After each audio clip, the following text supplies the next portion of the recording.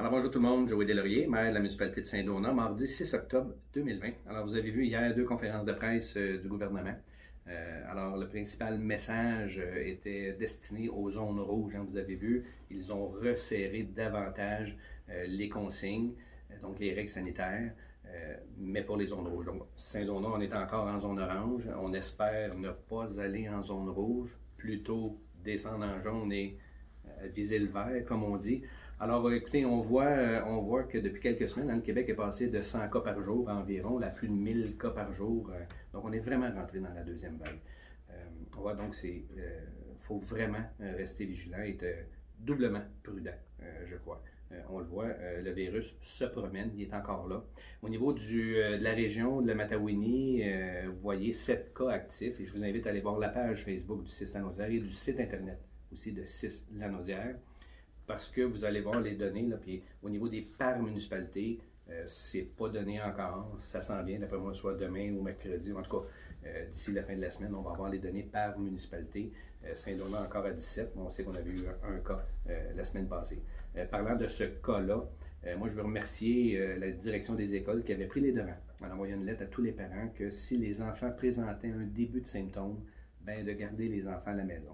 Et c'est ce qui est arrivé. Je remercie, je dis bravo aux parents d'avoir été vigilants dans ce cas-là, pour ce jeune-là. Donc, bravo aux parents d'avoir fait en sorte qu'il n'y ait pas d'autres cas à date connue. Donc, si on est capable d'avoir restreint un peu les cas, bien, écoutez, bravo, c'est tout à votre honneur. Puis on maintient le cap, on fait attention. En parlant de COVID, vous savez, il y a une grande...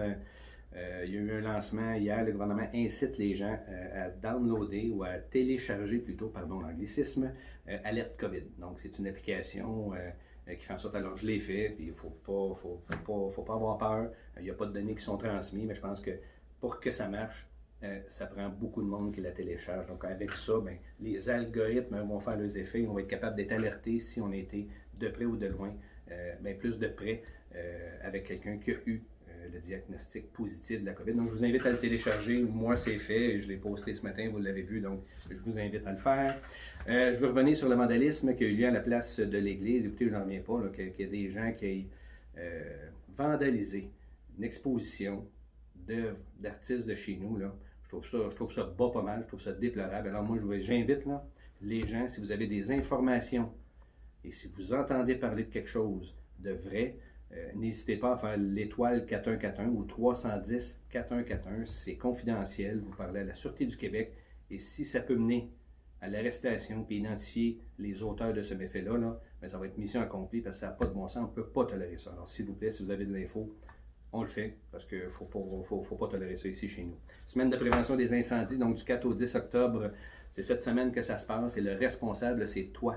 Alors, c'est un message qui est dicté par le ministère de la Sécurité publique, et une belle initiative qui est partie de notre service incendie. Surveillez nos pages Facebook, vous allez voir ça, c'est un petit exercice que je souhaite qu'on fasse ensemble. Donc, vous allez voir ça un petit peu plus tard. Vous savez, plus de 50% des incendies se produisent dans les maisons et 52% des brûlures arrivent aussi dans les maisons. Donc, soyons attentifs, faisons attention. Oui, on fait des recettes souvent, puis on regarde sur Internet, mais il faut rester quand même vigilant, parce que quand il y a de la cuisson, bien, ça peut partir et on peut se brûler. Donc, faisons attention et vérifions nos avertisseurs de fumée, vous allez voir pourquoi. Et je termine peut-être en disant que hier, c'était le 5 octobre, donc journée mondiale des enseignants et enseignantes. J'ajouterai aussi le personnel de soutien, le personnel école, tout le monde qui fait un travail remarquable aujourd'hui, spécialement les enseignants et enseignantes aussi. C'était votre journée. Alors, je vous dis bravo, continuez, lâchez pas, puis je vous dis à la prochaine.